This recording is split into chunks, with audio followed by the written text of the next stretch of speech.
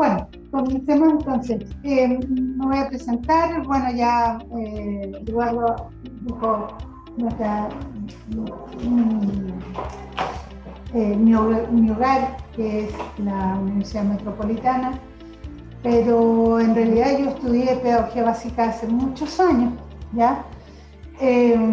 Y después tengo una serie de estudios en estética, arte, en fin, teatro y en estudios culturales, ¿ya? Y mi doctorado en estudios culturales, mi maestría también. Y por lo tanto la perspectiva, esto para explicarles que la perspectiva acerca de la infancia es una perspectiva antropológico-cultural, ya no es psicológico ni neurocientífico, etc. Por lo tanto, de ahí nace la idea, ¿cierto?, de la infancia, ya no desde el punto de vista de cómo los niños aprenden, que ha sido la tradición, ¿cierto?, pedagógica desde hace mucho tiempo, en que la psicología se ha ganado, por así decirlo, el espacio, ¿cierto?, de la comprensión de la infancia, de la comprensión de quiénes son los niños. Cuando uno pregunta quiénes son los niños, bueno, ¿qué edad tienen? Y entonces va a Piaget, ya va, etcétera, Wallon, y en fin, y le empiezan a decir, bueno, mire, un niño de 4 años aprende de tal manera y va a poder hacer estas cosas. En general, el aprendizaje desde ese punto de vista pone limitaciones en la infancia que no son, por así decirlo, explícitas, pero implícitamente es una limitación cuando uno le enseñan, bueno, mire, usted si está frente a un niño de 4 años va a poder hacer estas cosas y él va a poder aprender estas cosas. En el implícito de que el niño a los 7 años va a aprender más, y a los 10 va a aprender más cosas, a los 14 va a aprender más, y a los 24 va a aprender todo lo que se pueda. Entonces eso implica, ¿cierto? Implícitamente nos está diciendo, hay un niño que es más discapacitado para aprender, ¿cierto? Y mientras avanza la edad, va a tener mayor madurez y va a poder aprender más cosas, y eso es mejor. Y es todo.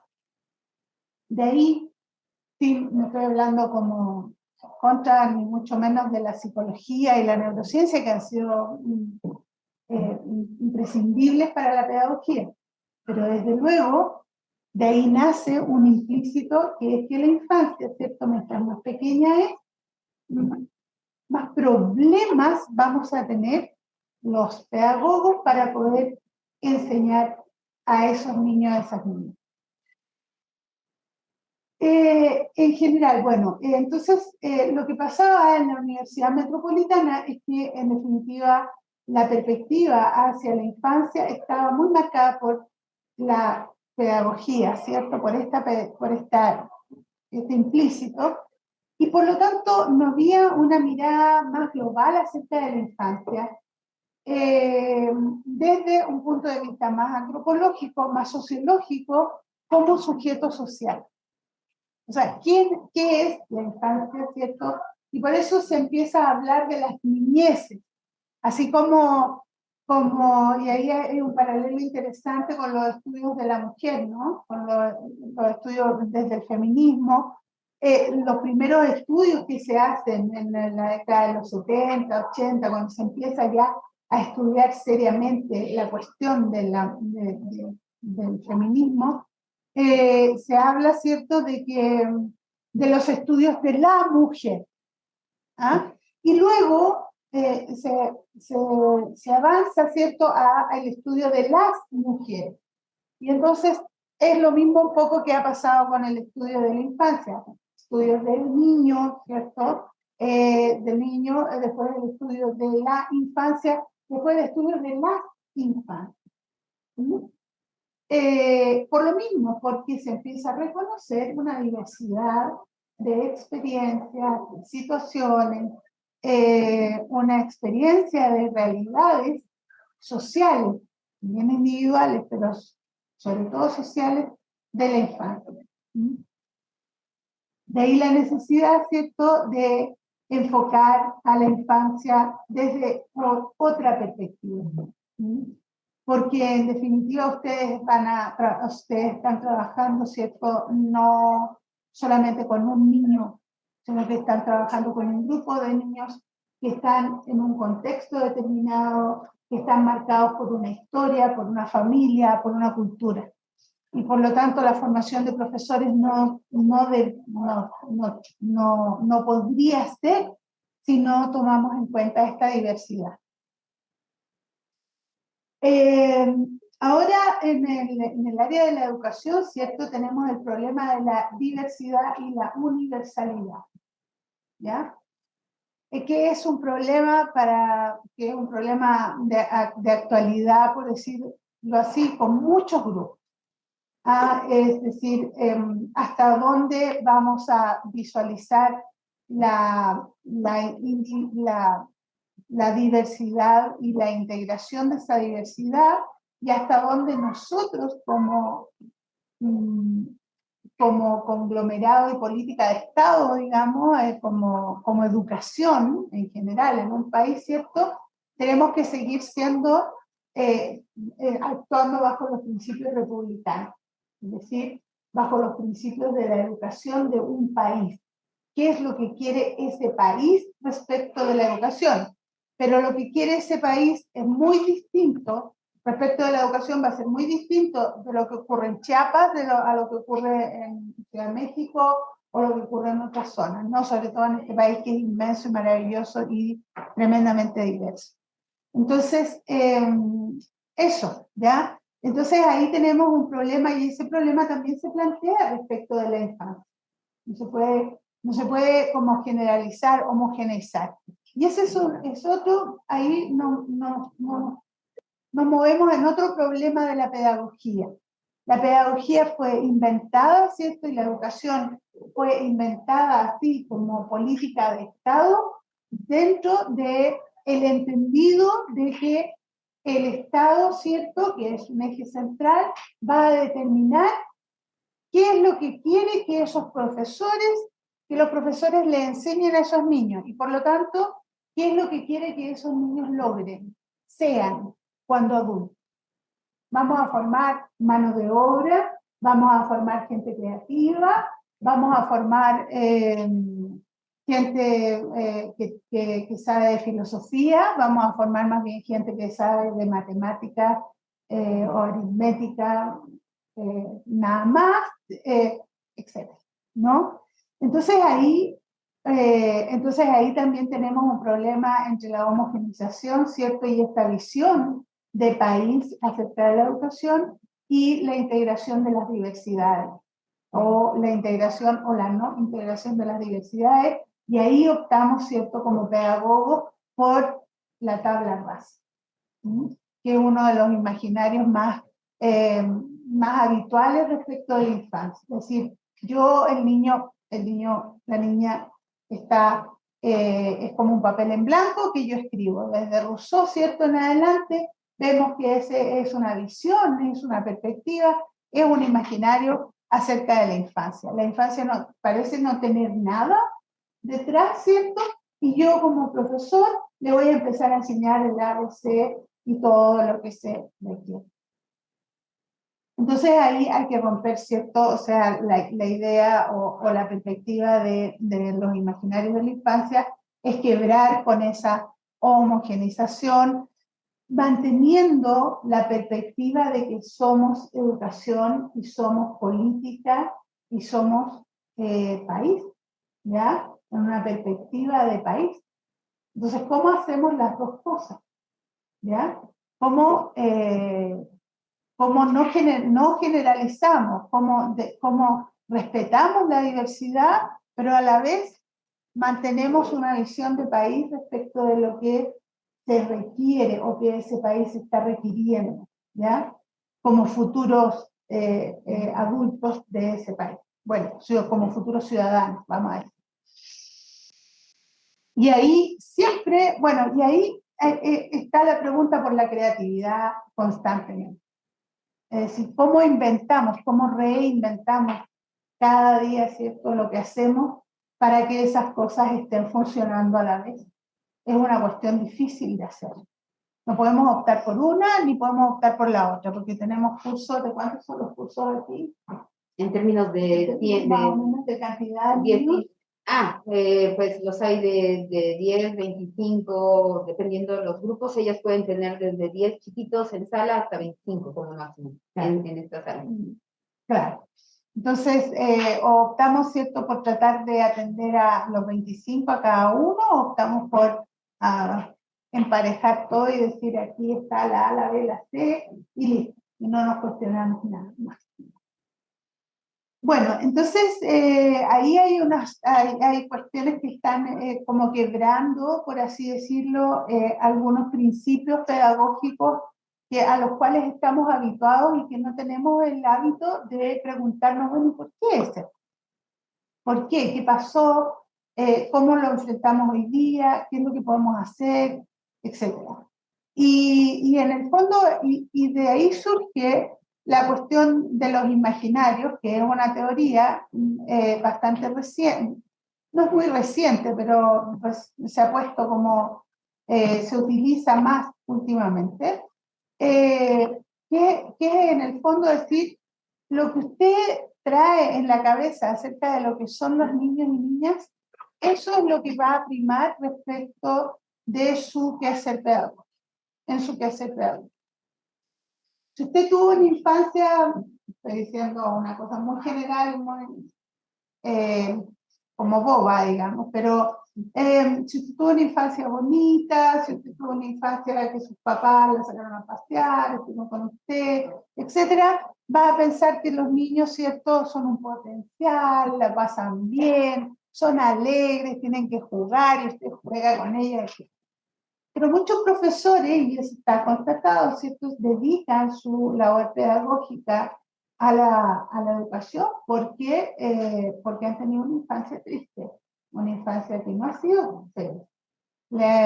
Le pusieron malas notas injustamente, los evaluaron, los ridiculizaron, una profesora o un profesor que los ridiculizó, que los humilló, que de repente hasta los golpeó, y por lo mismo, ¿cierto?, deciden ser profesor. Entonces, ahí también tenemos, ¿cierto?, que el imaginario que usted trae consigo va a ser un predicamento, que es el imaginario, es la idea, ¿cierto?, que usted tiene acerca de la infancia. Entonces, aquí se juntan como dos cosas importantes. Uno es que el imaginario reconoce la perspectiva de cada uno de los profesores, ¿ya? Que como una construcción social y también una construcción psicológica de vida, por así decirlo, de experiencia de vida que va a influir en su trabajo. Y por otro lado, el imaginario también que los niños van a ir construyendo acerca del conocimiento. Que finalmente nosotros trabajamos, ¿cierto?, para construir conocimiento en los niños. No para, bueno, vamos poco a poco, vamos lentamente, pero en el fondo lo que todos los profesores quisiéramos, entiendo yo, no sé si estoy generalizando, es que esos niños, esas niñas tengan amor por el conocimiento, quieran leer, quieran disfrutar de saber cosas, quieran disfrutar de abrir un mapa, quieran disfrutar de sacar cálculos matemáticos y que les resulte, disfrutar del conocimiento, ¿no? Porque probablemente esos niños, esas niñas, como todo el mundo, no va a ser ni millonario, ni feliz, ni famoso, ni poderoso, ni nada de eso. Entonces, por lo tanto, es súper importante que goce de lo que tiene, que goce del arte, que goce de la música, que goce del conocimiento final, ¿no? Eso como, no sé, como una introducción muy introductoria de por qué el curso se empezó a hacer en educación parvular y después se hizo en básica y ahora estamos en el magíster y es una perspectiva necesaria y muy importante a mi parecer. Entonces, no sé si ahora quieren que hacer preguntas. No sé qué artículo, el primer artículo que hicimos con Graciela. Bueno, el tercero que salió el mundo.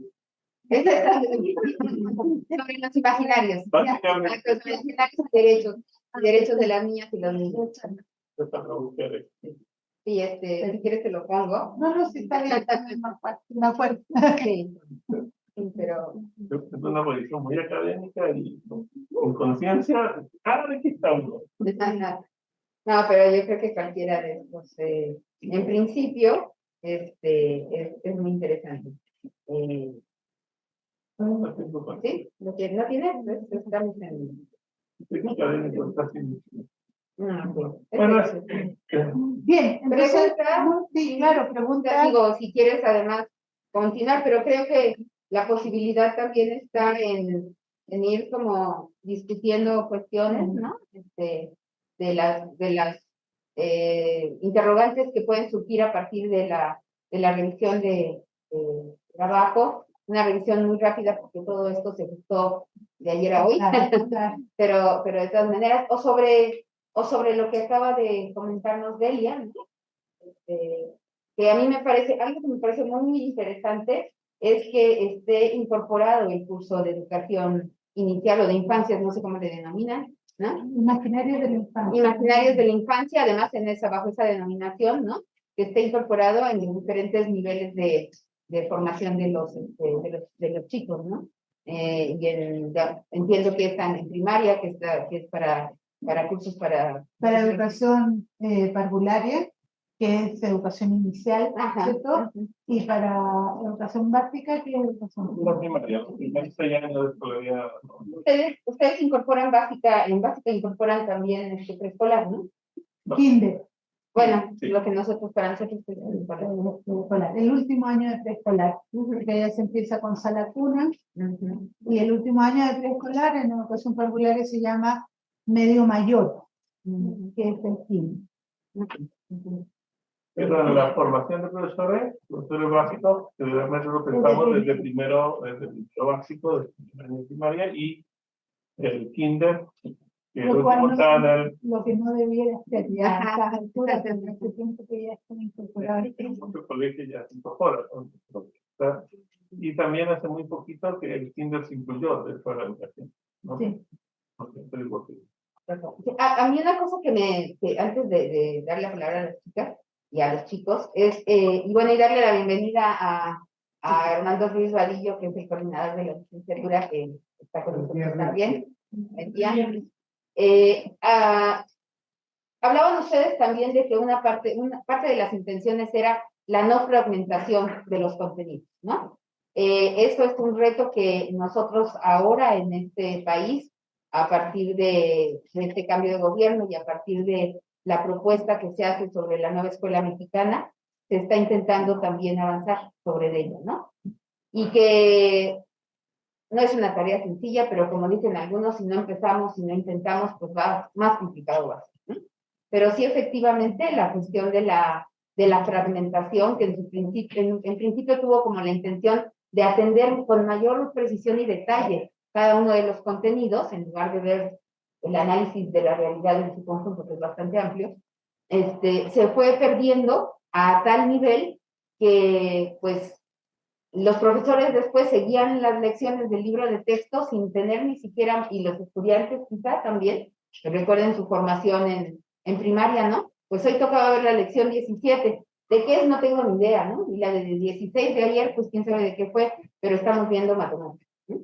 Y entonces no había mucha claridad sobre la relación, la continuidad, el sentido de la fragmentación, ¿no? Yo que soy una todavía una fan ya tardía de Piaget, tendría algunas diferencias con respecto a si Piaget efectivamente hace la consideración para hacer un currículum de limitación, ¿no? Yo creo que eso más bien son como las interpretaciones, así como en la parte de la fragmentación, las limitaciones que se hacen a la interpretación llevar primero Piaget al currículum y luego interpretarlo como dice Piaget, que en el segundo estadio, ¿no? Los niños pueden hasta aquí, pues no les damos nada, más porque no pueden más, ¿no? Pero esa ya es la visión y la interpretación de quien ejecuta el currículum, ¿no? Entonces, esa sería nada más mi consideración acerca de eso, ¿no? Pero creo que de todas maneras hay mucho más que Piaget, ya lo veíamos, ¿no? En las cosas que hemos revisado. Los niños no son solamente cerebritos que andan por el mundo, ¿no? Entonces, yo les invitaría a que plantearan Alma, por ejemplo, con esa pregunta que estuvimos discutiendo hace un rato, y bueno, todos los demás compañeros que tienen preguntas muy interesantes, que las expongan. Bueno, en una parte del texto se menciona este concepto de sobreescolarización de la enseñanza, y una primera pregunta que yo tenía es, ¿cómo caracteriza usted esta sobreescolarización de la enseñanza? Yo creo que han sido pasos que se han dado en la interpretación, como decía la profesora, respecto de la posibilidad de enseñar, de las posibilidades, cuáles son las mejores posibilidades de enseñar. Y entonces, bueno, de ahí viene la segmentación, ¿cierto? Porque si yo enseño lo que es esta botella, es mucho más fácil si yo enseño esta botella aquí, por qué está aquí, qué sentido tiene, cuál es el envase, no solamente el envase, por qué me lo trajo, quién me lo trajo, dónde estamos, etcétera, ¿no? Entonces, bueno, obviamente es más fácil tomar la botella y decir, bueno, es un envase de plástico, tiene agua adentro y la traen de no sé dónde y se tapa y en fin.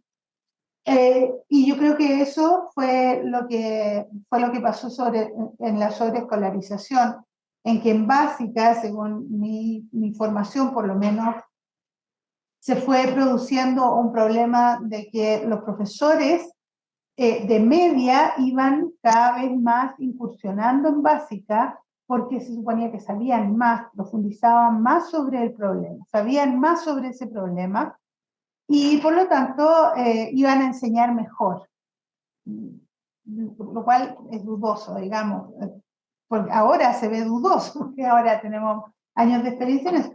Y a lo que se refiere en el artículo es que en educación parvularia, que es una educación que está cuyo eje es el juego, y eso curricularmente está en todas partes, digamos, viene una educadora de párvulos, se sienta frente a los niños, ¿cierto? Que pueden estar en muchos casos en círculo, o qué sé yo, a lo mejor no sentados en grupo, digamos, no con esa estructura como tradicional, pero hace lo mismo que hace un profesor de básica en su... A eso se refiere la sobreescolarización. Es decir, y además que se empieza a esperar que los niños y niñas aprendan cada vez antes los contenidos de lo que era primero básico, ¿no? Primero básico, y tradicionalmente se enseñaba en primero básico a leer y escribir, porque volvemos a Piaget, ¿cierto?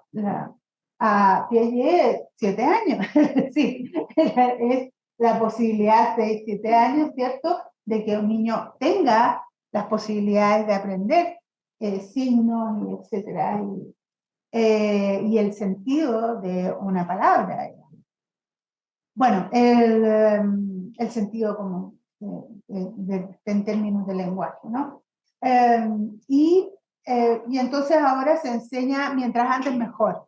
Entonces a los 4 o 5 años ya están en las letras, están en los números, o sea, la abstracción de una realidad o de una conclusión. Y por lo tanto, a eso se refiere con la sobreescolarización. Es lamentable. En nuestro país es lamentable porque van quedando muchos niños bajos, o sea, que sobran en el fondo. Ya van quedando atrás y se va construyendo, ¿cierto? Un ideario que es los niños y niñas que sobresalen, que leen. Mi hijo lee a los 5 años y tú vas a encontrar mamás, papás, qué sé yo, que dicen, o cuidadores que dicen, no, mi hijo lee a los 5 años, o sea, es brillante, es muy inteligente, mucho más inteligente que este otro que necesita tapitas de botella, ¿cierto?, para acostarlo. Sí, sumado con la selección que teníamos de escuelas de...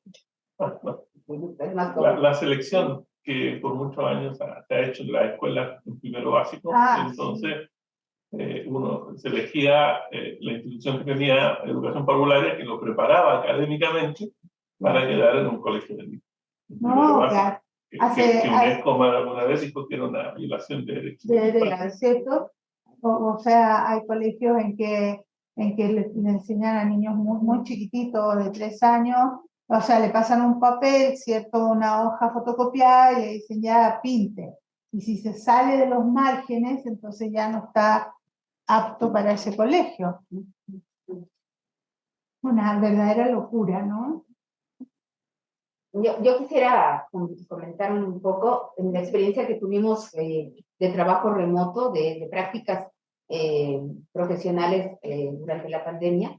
Una cosa que se observaba muchísimo era cómo los padres efectivamente hacían esta competencia, ¿no? Mi niño ya sabe, y aunque el niño no supiera, porque el padre estaba atrás de él diciéndole, ¿no? Les comentaba yo a las compañeras y compañeros que en algún momento, en alguna ceremonia, ahora que les va a tocar a algunos organizar las ceremonias, les daban todos los héroes de la revolución, ¿no?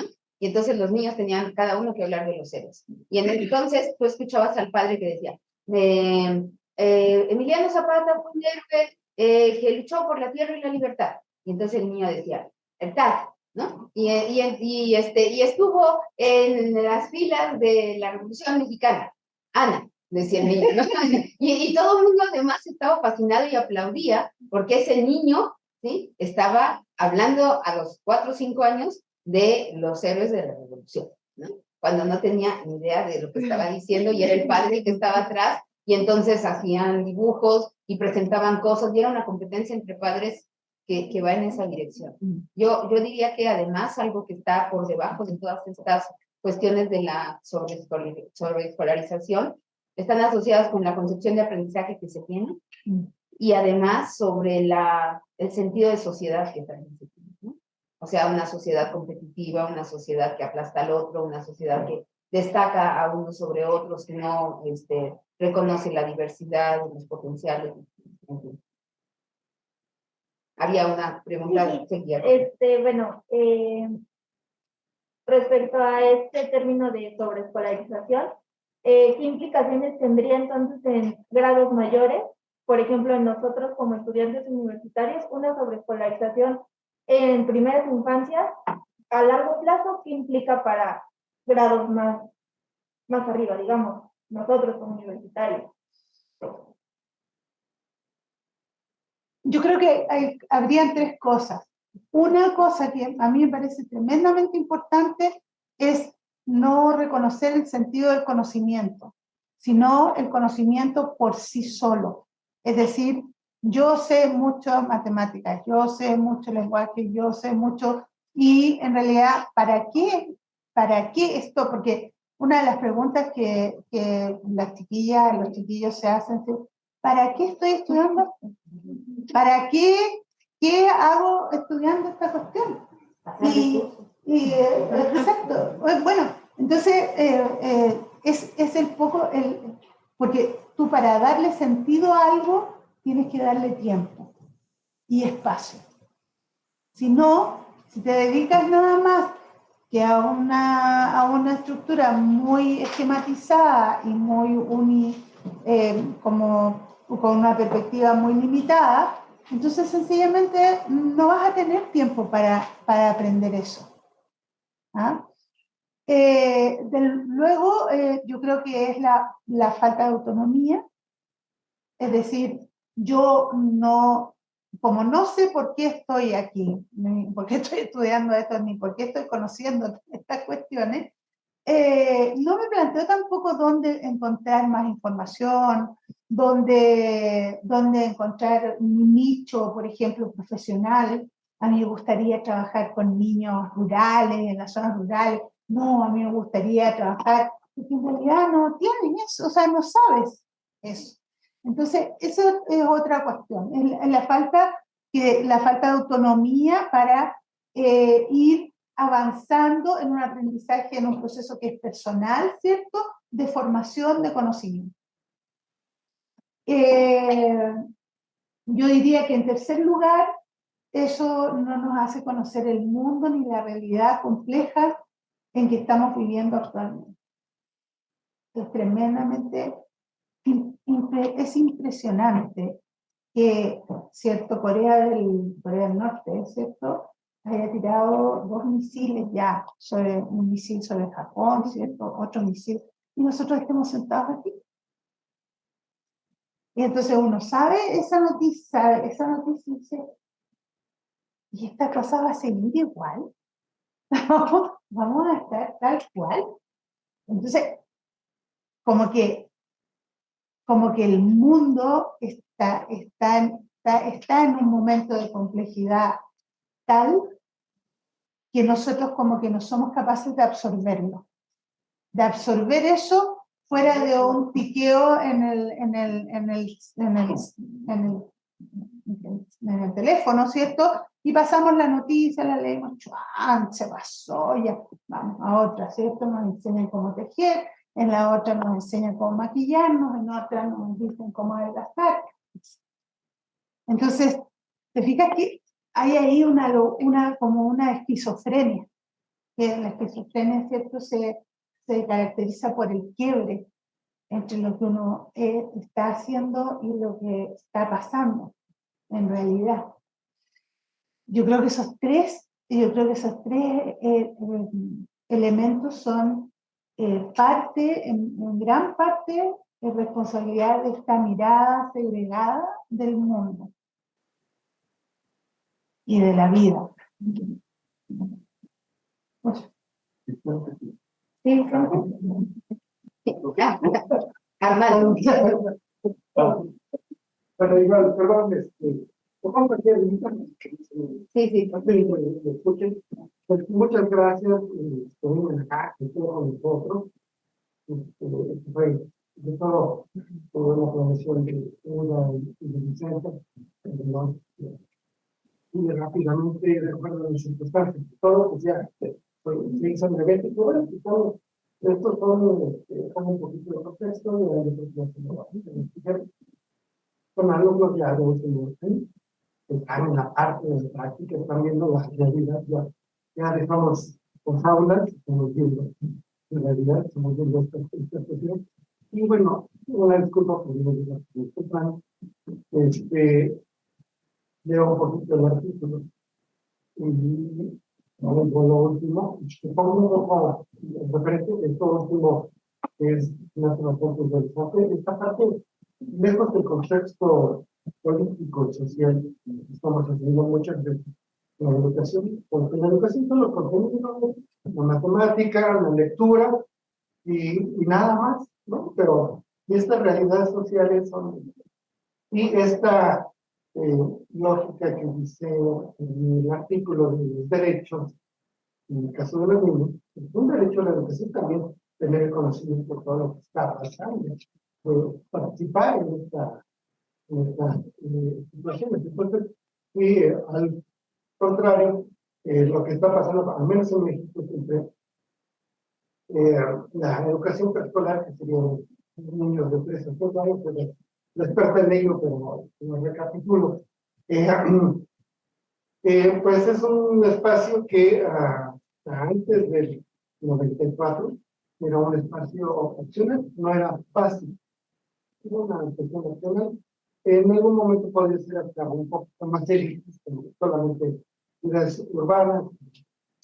Mucho el espacio de escolar se daba hace muchos años, más en el sentido de escolarizar, aprendieran que era una escuela, los niños, aprendieran que era un lápiz, que está bien agarrado. Estamos hablando de más de 40, 50 años. Esto ya es otro problemática. Entonces, llega a esta segunda parte, en donde ya es parte de la educación básica, obligatoria. Y entonces hay PEP, ¿no? Nosotros un poquito en el 2004, ¿no? Que hablaba, entonces, bueno, ¿qué vamos a hacer en preescolar? No, vamos a ver contenidos, lenguaje, socialización, comunicación, conocimiento numérico. ¿Y a través de qué? Pues, de actividades lúdicas, de construcción de proyectos. A ver, vamos a construir. eh, ¿Qué queremos hacer? Vamos a hacer el circo, famoso, la clásica estrategia del circo. Entonces, ¿qué? Quiere hacer un circo para llegar al mundo. Claro. Pasa eso, yo ya dejé de estar ahí en la viendo. Y lo que sí es que viene esta competencia mucho de, ahora preescolar es una forma de conocimiento. Meto a mi niño al preescolar privado, sale baratito, pero ahí dice preescolar privado. Cursos de inglés y computación. Hay niños que no saben leer y escribir. Cursos de inglés y computación. Eso ya les da una oferta de mercado más grande. Pues la gente, los padres de familia, que sí empiezan con esta lógica de pues mejorar la educación, el pronóstico de los niños, pero entonces dejan algo, pues esta parte emocional, social, comunicación de los niños. Les damos conocimientos. Y bueno, incluso hasta tienen el mismo curso de inglés que tienen ahorita los padres aquí Es para que lo pasen ya cuando lleguen a la universidad. se desvirtúa toda esta. Entonces es interesante. Y por otro lado, estamos en una, digamos, una época en donde los derechos se han adquirido en mayor complejidad.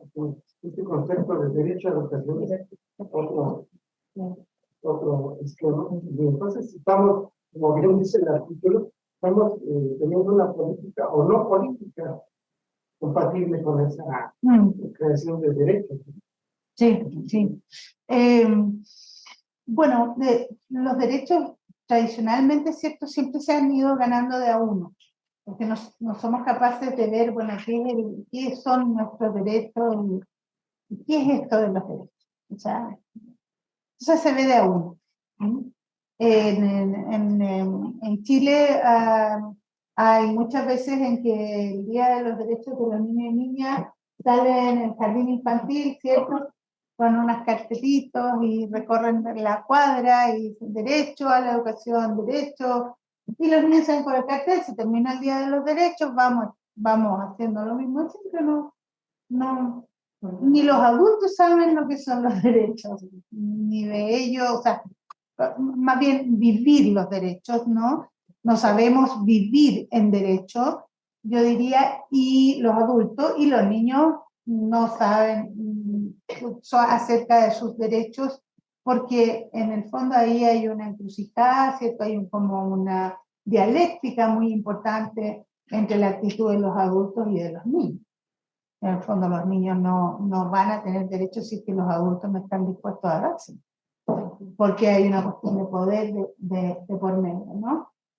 Entonces, bueno, es lo que ocurre habitualmente. Ayer estaba leyendo un artículo de un estudio que se hizo en la Universidad de Chile con la Defensoría de la Niñez en Chile acerca de la salud mental de niños y adolescentes. Y porque se ha planteado en Chile un problema bastante importante respecto de la salud mental de niños, niñas y adolescentes y también jóvenes, ¿ya? Se ha producido mucha violencia a la vuelta de clase después del COVID, ¿cierto? De la pandemia, etc. Se han producido muchas desestabilizaciones, yo diría, en las relaciones sociales, en las relaciones de equipo, etc. Y entonces decían que el 90 y tantos %, ¿cierto?, de los jóvenes, de adolescentes, niños y jóvenes, perdón, niños, niñas y adolescentes que habían sido encuestados, el 90 y tantos % decía sufrir de ansiedad, ¿ya? Ansiedad, la otra cosa era, no me acuerdo qué, depresión, ansiedad, depresión y autoflagelación o Y bueno, son cuestiones, la salud mental, por ejemplo, es uno de los derechos que no ha sido tocado hasta ahora para los niños. O sea, sigue existiendo un sistema de salud, ¿cierto?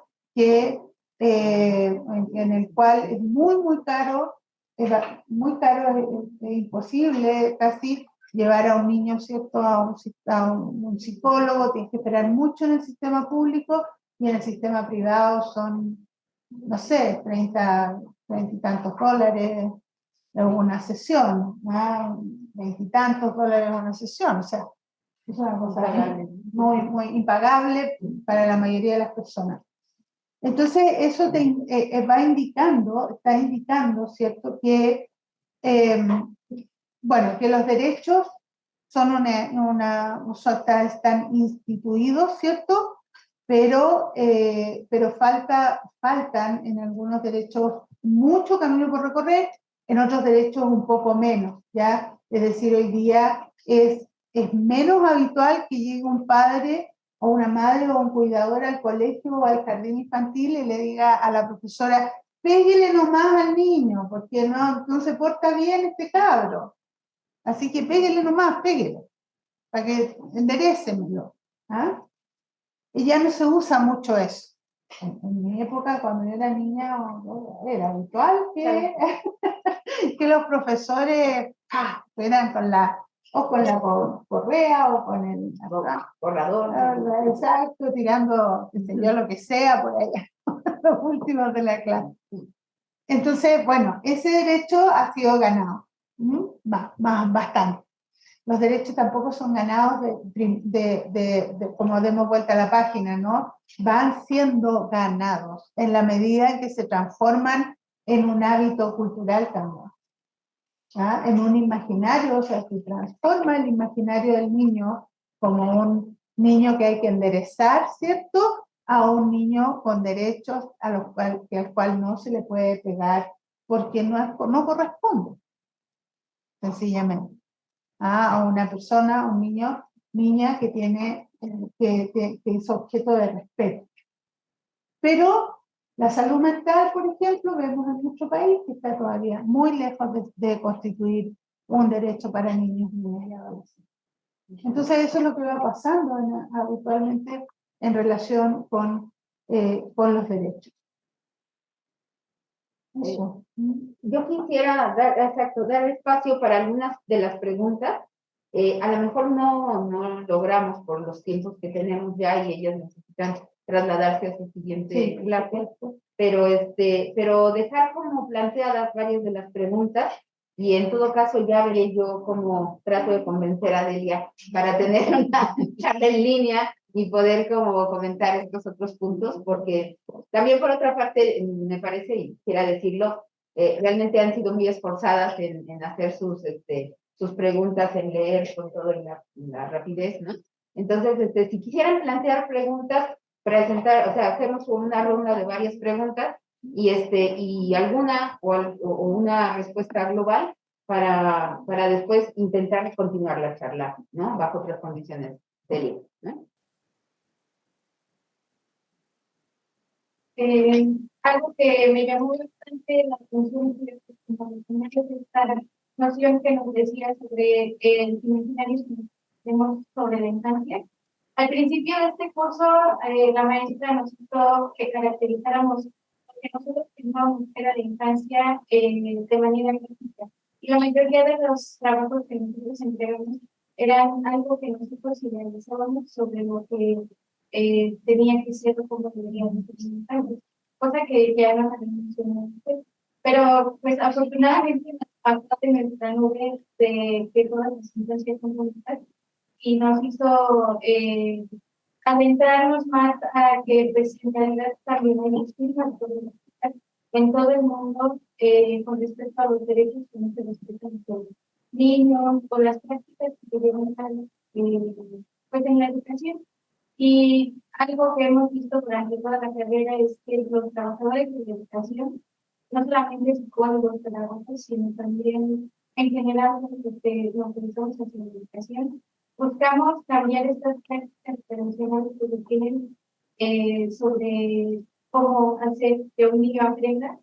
Pero a pesar de que existe la iniciativa de que exista un cambio en los derechos, que se respeten, que se tomen en cuenta las necesidades, siguen fracasando. Entonces también quería saber por qué usted cree que se sigue fracasando el intento de querer cambiar las prácticas hacia una aprendizaje digital.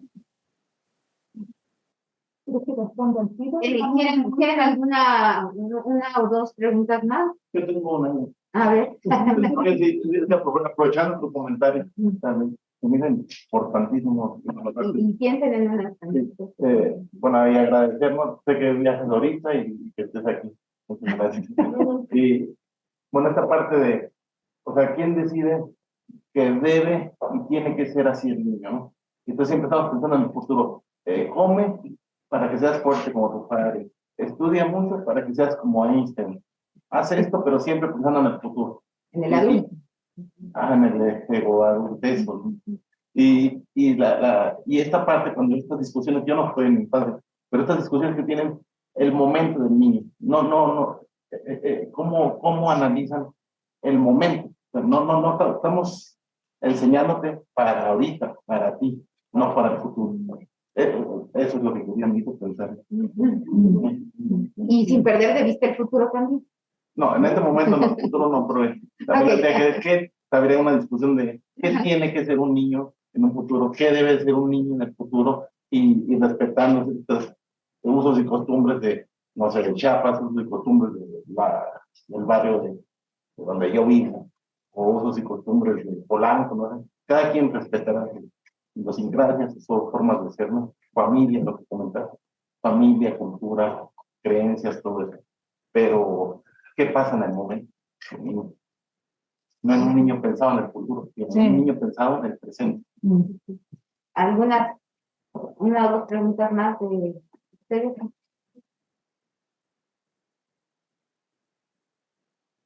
De las iniciales que estábamos presentando hace ratito, aunque no sea lo propio.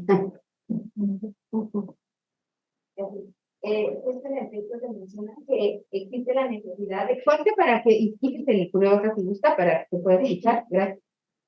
En el texto se menciona que existe la necesidad de que los profesores reflexionen y evalúen sus propios imaginarios y representaciones acerca de los estudiantes, de los textos, concepciones de aprendizaje, etc. Entonces, ¿qué beneficios puede tener la evaluación que los profesores hacen de sus propios imaginarios?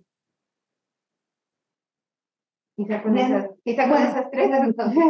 El problema de los derechos, ¿cierto? Es un problema que nos trae a todo, digamos, el mundo occidental de las mechas hace bastante tiempo. Cheto McCarthy, en uno de los primeros artículos que se hacen acerca de los derechos universales, ¿cierto? Toma como base un texto de Kant acerca de la necesidad de establecer, acerca de la necesidad de establecer la relación comunicacional, verbal, acerca de establecer la comunicación verbal, ¿cierto?, como método para resolver los conflictos. Kant se basa en una guerra 100 años antes que él, en 600 y tanto, ¿cierto?, en que